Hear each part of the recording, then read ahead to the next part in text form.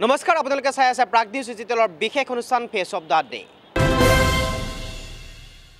বহু প্ৰত্যাশিত কৰ্ণাটক নিৰ্বাচন আৰু কৰ্ণাটক নিৰ্বাচনৰ ইতিমধ্যে ফলাফল ঘোষণা কৰিলে আৰু ফলাফল ঘোষণা কৰাৰ পিছতেই সংখ্যাগৰিষ্ঠ আসন হাতত লৈ ইতিমধ্যে কংগ্ৰেছে চৰকাৰ গঠন কৰিবলৈ আগবাঢ়ি আহিছে। এই কংগ্ৰেছে চৰকাৰ গঠন কৰিব অহাৰ ঠিক প্ৰাক মুহূৰ্ততেই এখন বিশেষ মুখৰ অৱতাৰণা ঘটিছে। এই সময়ত সেই বিশেষ মুখৰ আঁৰৰ ব্যক্তিগৰাকী হ'ল ৰাহুল গান্ধী,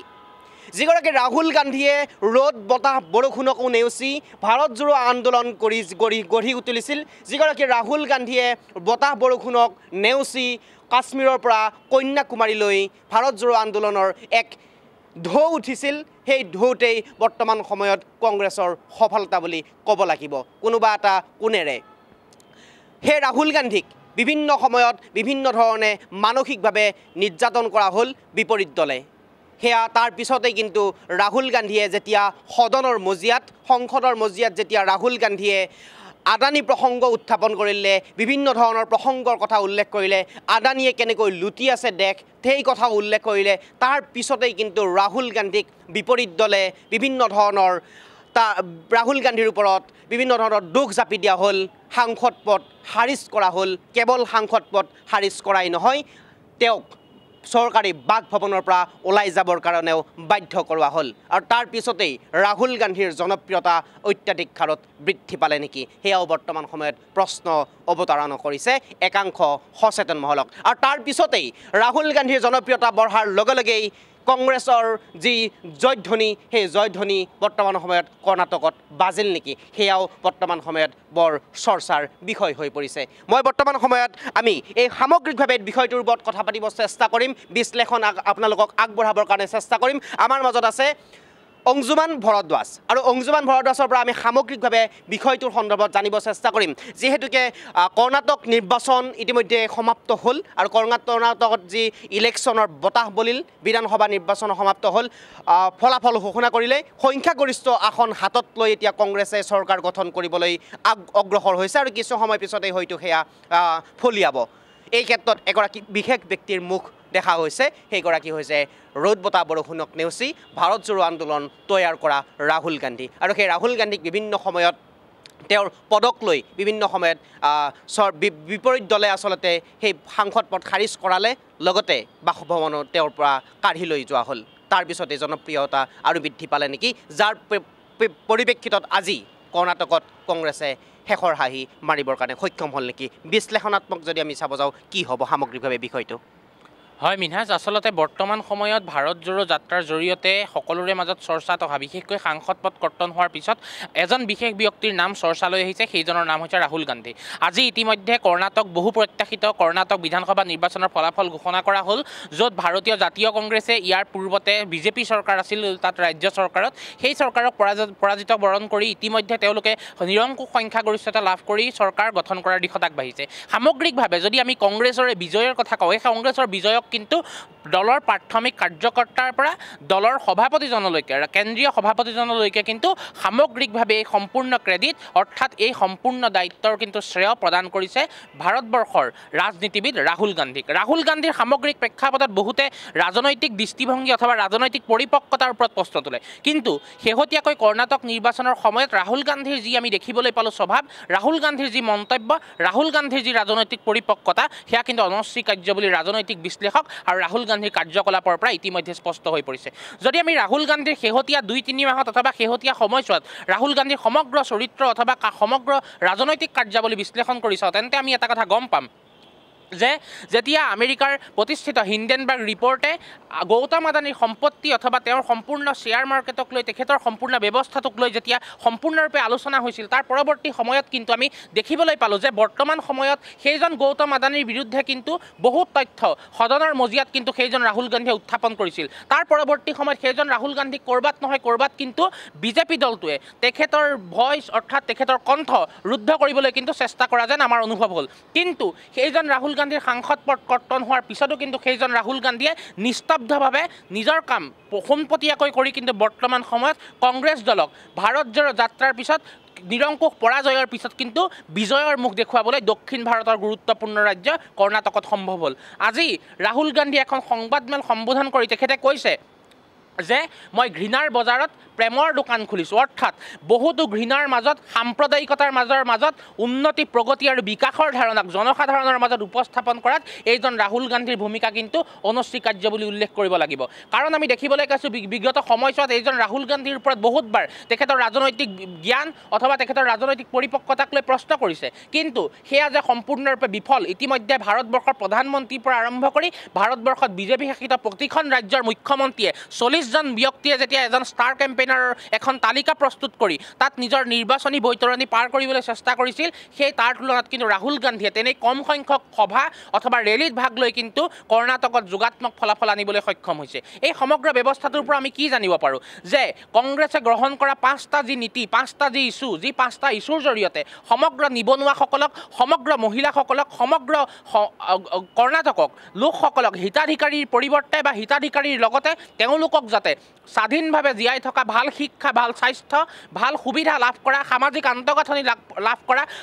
সামাজিক সুৰক্ষা লাভ কৰা ৰাজনৈতিক সুৰক্ষা লাভ কৰা এই সামগ্ৰিক দিশৰ পৰা কিন্তু ৰাহুল গান্ধীয়ে এই সকলোবিলাক দিশৰ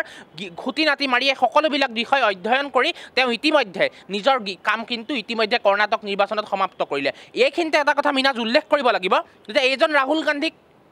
কৰ্ণাটক বিধানসভাৰ নিৰ্বাচনৰ প্ৰচাৰৰ সময়ত কিন্তু বহুতবাৰ আক্ৰমণ কৰিবলৈ চেষ্টা কৰা হ'ল বহুতবাৰ চেষ্টা কৰা হ'ল তেখেতৰ পিতৃৰ বিৰুদ্ধে কটু মন্তব্য কৰা হ'ল তেখেতৰ প্ৰয়াত পিতৃক সন্ত্ৰাসবাদীয়ে হত্যা কৰিছিল কিন্তু সেইজন ৰাহুল গান্ধীৰ বিৰুদ্ধে কটু মন্তব্য কৰি তেখেতৰ পিতৃৰ বিৰুদ্ধে কটু মন্তব্য কৰা হ'ল কিন্তু সেইজন ৰাহুল গান্ধী ভাগি নপৰিল সেইজন ৰাহুল গান্ধীয়ে নিজৰ ৰাজনৈতিক বিচক্ষণতাৰ জৰিয়তে বৰ্তমান সময়ত যে অপ্ৰতিৰোধ্য বিজেপিক ৰোধ কৰাটো সম্ভৱ সেয়া কিন্তু সমগ্ৰ ভাৰতবাসীৰ চকুত কিন্তু আঙুলি দি দেখাই দিলে হয় মিনহাজ বৰ্তমান সময়ত যিহেতুকে কংগ্ৰেছে কৰ্ণাটকত চৰকাৰ গঠন কৰিবলৈ অগ্ৰসৰ হৈছে তেনে এটা প্ৰেক্ষাপটত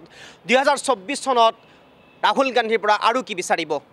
হয় আসলতে ৰাহুল গান্ধীৰ পৰা বৰ্তমান সময়ত যি ধৰণে তেখেতৰ পৰা যোগাত্মক বাৰ্তাসমূহ ওলায় কাৰণ ভাৰতবৰ্ষৰ জনসাধাৰণে কোনো এজন ব্যক্তিক আঁকোৱালি লয় তেখেতৰ ভাল গুণসমূহক চাই তেখেতৰ ৰাজনৈতিক বিচক্ষণতাক চাই ইতিমধ্যে কৰ্ণাটকত 84% হিন্দু আছিল তাত 12.91% লোক মুছলমান আছিল কিন্তু হিন্দু সংখ্যাগৰিষ্ঠতা হোৱাৰ পিছতো কিন্তু তাত বিজেপিয়ে এটা ডাঙৰ মুখ থেকে থাকাইছে ইয়াৰ পৰা আমি কি জানিব পাৰোঁ যে বৰ্তমান সময়তো ভাৰতবৰ্ষত বিকাশ উন্নয়ন প্ৰগতি এই তিনিওটা শব্দ অৰ্থাৎ এই তিনিওটা বিকাশ ধাৰণা কিন্তু সমৰ্থন ৰাইজে কৰে অৰ্থাৎ সাম্প্ৰদায়িকতাবাদৰ ৰাজনীতিতকৈ এতিয়াও মানুহে উন্নয়ন অথবা বিকাশৰ দৰে ধাৰণাসমূহক সমৰ্থন কৰে ঠিক একেধৰণে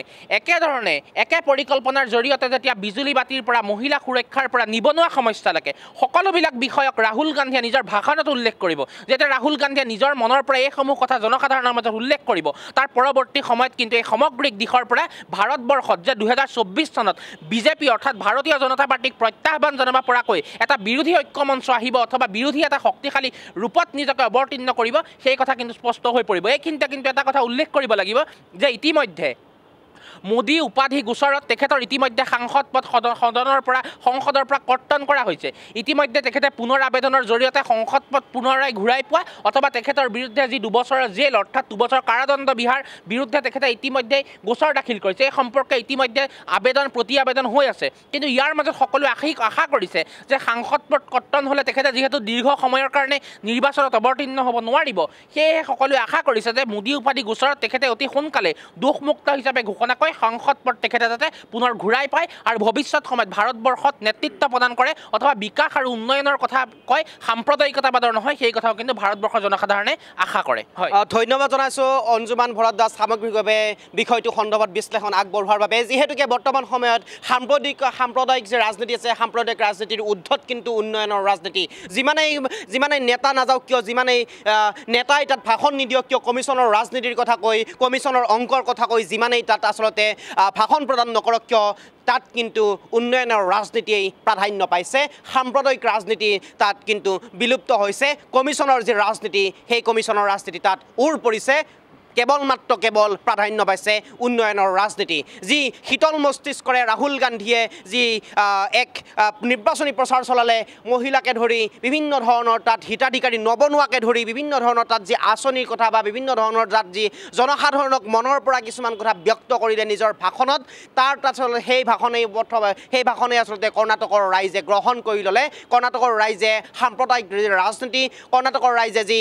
কমিশ্যনৰ যে ৰাজনীতি সেই ৰাজনীতিৰ পৰা আচলতে আঁতৰি থাকি বৰ্তমান সময়ত উন্নয়নৰ ৰাজনীতি প্ৰকৃতাৰ্থত যি ৰাজনীতি কৰিছিলে সেই ৰাজনীতিক আঁকোৱালি ল'লে আৰু বৰ্তমান সময়ত সংখ্যাগৰিষ্ঠ আসনৰ সৈতে কংগ্ৰেছে চৰকাৰ গঠন কৰিবলৈ অগ্ৰসৰ হৈছে সেই প্ৰাক মুহূৰ্ততেই আমি দেখুৱাব খোজা মুখখন হ'ল ৰাহুল গান্ধী আৰু সেই ৰাহুল গান্ধীৰ যি এক যি বিশ্লেষণ ৰাহুল গান্ধীৰ যি আচলতে শীতল মস্তিষ্কৰে যি আগবাঢ়ি গৈছিলে সাংসদ পদ খাৰিজ হোৱাৰ পিছতো কিন্তু তেওঁ থমকি ৰোৱা নাছিলে নীৰৱতাৰে নিস্তব্ধতা সৈতে তেওঁ যি ৰাজনীতি কৰি গৈছিলে যি জনসাধাৰণক আঁকোৱালি ল'ব পৰা তেওঁৰ যি ক্ষমতা আছিলে জনসাধাৰণক যি আচলতে মোহভংগ নকৰিলে জনসাধাৰণক আচলতে জনসাধাৰণৰ প্ৰতি যি মোহ সেই মোহ আচলতে তেওঁলোকৰ প্ৰতি যি বৰ্তাই ৰাখিলে সেয়া বৰ্তমান সময়ত লক্ষণীয় হৈ পৰিছে কিয়নো যেতিয়া সাংসদ পদ খাৰিজ কৰিলে তেতিয়া আচলতে তেওঁ কেৱল সাংসদ পদেই নহয় তেওঁ আৱাসগৃহ খালী কৰাৰ নিৰ্দেশ আহি পৰিলে তেওঁ কিছুদিন পূৰ্বে আৱাসগৃহ খালী কৰি তেওঁ এৰি দিবলগীয়া হৈছিলে চৰকাৰী বাসভৱন তাৰপিছতেই আৰু অধিক জনপ্ৰিয় হৈ পৰিছিলে ৰাহুল গান্ধী আৰু যুৱ প্ৰজন্মৰ মাজত একাধিকবাৰ তেওঁ আৰু আচলতে জনপ্ৰিয় হৈ পৰিছিলে যুৱ প্ৰজন্মৰ মাজত আৰু তাৰ মাজতেই যি সেই ফল বৰ্তমান সময়ত কৰ্ণাটকৰ যি নিৰ্বাচন সেই কৰ্ণাটকৰ নিৰ্বাচনত প্ৰতিটো মুহূৰ্ততেই দেখা পোৱা পৰিলক্ষিত হ'ল বৰ্তমান সময়ত ৰাহুল গান্ধীক যিমানেই চেষ্টা নকৰক কিয় যিমানেই আচলতে কমিশ্যনৰ ৰাজনীতিৰ কথা কৈ সাম্প্ৰদায়িক ৰাজনীতিৰ কথা কৈ যিমানেই আচলতে নিৰ্বাচনী প্ৰচাৰ নচলাওক কিয় কিন্তু ওৰ পৰি ৰ'ল সেই ৰাজনীতি প্ৰাধান্য পালে উন্নয়নৰ ৰাজনীতি প্ৰাধান্য পালে আচলতে শীতল মস্তিষ্কৰে যি ৰাজনীতি প্ৰচাৰ চলাইছিলে সেই প্ৰচাৰে প্ৰাধান্য পালে কৰ্ণাটকত আৰু বৰ্তমান সময়ত সংখ্যাগৰিষ্ঠ আসনৰ সৈতে আগবাঢ়ি আহিছে কংগ্ৰেছে চৰকাৰ গঠন কৰিবলৈকে চাই থাকিব প্ৰাগ নিউজ ডিজিটেল